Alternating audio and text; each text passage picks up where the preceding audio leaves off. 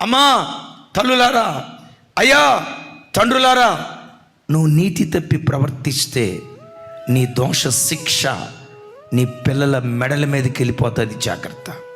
ఒకవేళ నువ్వు అనుకోవచ్చు, నాకేముందండి, వయసు ఉంది, అందం ఉందండి, చిన్న వయసులో మంచి ఉద్యోగం వచ్చిందండి, నెలకొచ్చి 50,000 రూపాయలు, 1,50,000 రూపాయలు జీతం అండి, అందం ఉందండి, ఆ అమ్మాయి రమ్మంటుందండి, ఈ అమ్మాయి రమ్మంటుందండి, ఆ అమ్మాయి ప్రపోజల్ పంపించిందండి, నా అందానికి వాళ్ళు ఫిదా అయిపోయారండి.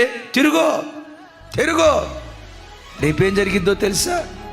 నీ పాప దోషం నీ పిల్లల ఒడిలో పడుతుంది, జాగ్రత్త. నీ పాప దోషం నీ పిల్లల ఒడిలో పడి యజమానులుగా ఉండాల్సిన పిల్లలు దాసులైపోతారు.